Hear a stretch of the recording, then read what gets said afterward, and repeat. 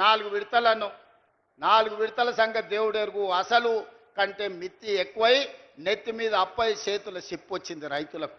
నువ్వు ఇచ్చిన ₹1,00,000 రుణమాఫీ 4 తెరలుగా మారింది. రెండోసారి అదే మోసం చేసినావు.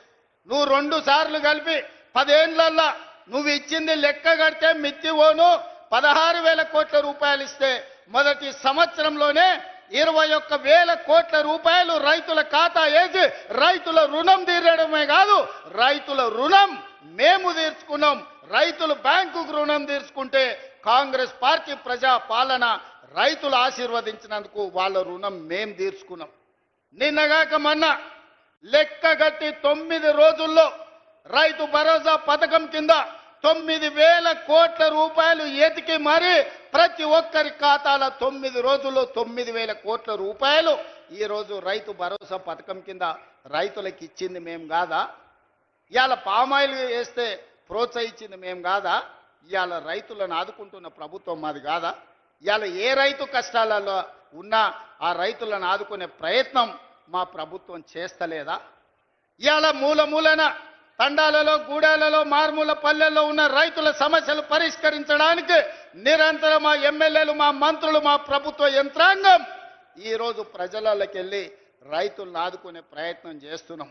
చంద్రశేఖరరావు ఫామ్ హౌస్లో వండుకొని నువ్వు వండించిన ఒడ్లు 4,200కు కావేరీ సీడ్స్కి అమ్ముకోవడం కాదు, ఇవాళ 500 రూపాయల బోనస్ ఇచ్చి రైతులు పేదలు వండించిన ఒడ్లు నేను కొంటున్నా, కావాలంటే కల్లాలకు రా.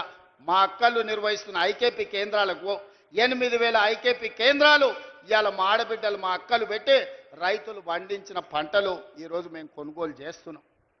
ఇవాళ తెలంగాణ రైతాంగం సంతోషంగా ఉండి ఉచిత కరెంటు వచ్చి ప్రాజెక్టులు ఒకటొకటిగా కొలిక్కి తెస్తూ వాళ్ళు పండించిన పంట కొంటూ రైతు రుణమాఫీ చేసి రైతు భరోసా వాళ్ళ ఖాతాలలో వేస్తుంటే రైతులు సంతోషంగా ఉంటే మీ కడుపు మంటతోని మీకు కళ్ళల్లో దుఃఖం వచ్చింది, నీళ్లు గారినాయి.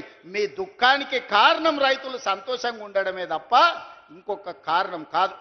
అదేవిధంగా మహిళలు, మా అక్కలీడు ఉన్నారు, ఆలోచన చేయాలి. మా ఆడబిడ్డలు చాలామంది చదువుకున్నారు, పెళ్ళయ్య అత్తగారింటికి వచ్చినందుకు గ్రామాలలో ఉంటున్నారు. వాళ్ళు ఆలోచన చేయాలి. 2014 నుంచి 2019 వరకు ఒక్క మహిళనన్న మంత్రి ఉండే నా చంద్రశేఖరరావు మంత్రివర్గం లెక్క ఒక్క మంత్రి కూడా ఇయ్యలే. 5 ఏళ్ళు మంత్రి లేని మంత్రివర్గం ఈ దేశంలో స్వతంత్రం వచ్చినప్పటి నుంచి ఏదైనా దుర్మార్గమైన ప్రభుత్వం ఉన్నదంటే అది చంద్రశేఖరరావు ప్రభుత్వం.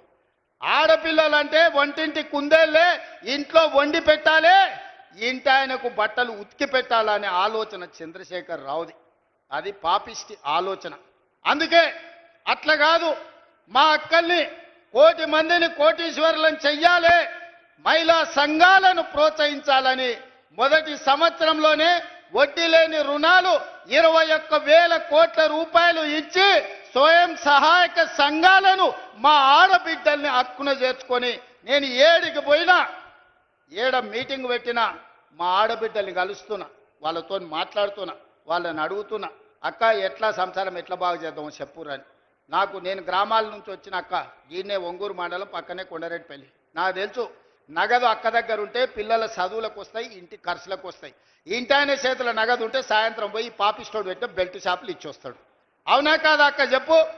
నువ్వేమన్నా పోకల డబ్బల్లో అన్నో ఇన్నో దాచుకుంటే సాయంత్రం అక్కడిక్కడ ఎత్తే అవి కూడా గుచ్చుకపోతాడు, ఇవ్వకపోతే 2 దెబ్బలు కూడా వేస్తాడు.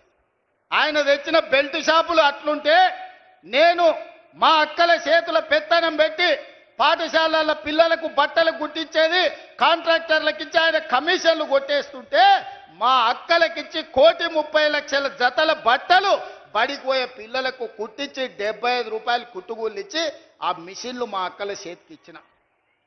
అమ్మ ఆదర్శ పాఠశాల పేరు మీద పాఠశాలల నిర్వహణ మా అక్కల చేతిలో పెట్టిన. ఎందుకంటే మా గ్రామాలలో ఉండే పేదోళ్ళ ఆడబిడ్డలే సర్కారు బడికి పోతున్నారు. ఆ సర్కారు బడి ఎవరో అధికారి నిర్వహిస్తే అది చక్కగా ఉండదని అమ్మ ఆదర్శ పాఠశాల పెట్టి ఆడబిడ్డలకే చెప్పిన. పిల్లల అటెండెన్స్ మీ పంతులు తీసుకుంటే పంతుళ్ళ అటెండెన్స్ మా అక్కలు తీసుకునేటట్టు చేసిన. ఎందుకంటే పంతుళ్ళు అప్పుడప్పుడు వస్తుంటారు, రారు, మీరు లెక్క కట్టురి, వాళ్ళకి లక్షల కొద్ది జీతాలు ఇస్తున్నాం, వస్తురా లేదా మీరు చూడురా.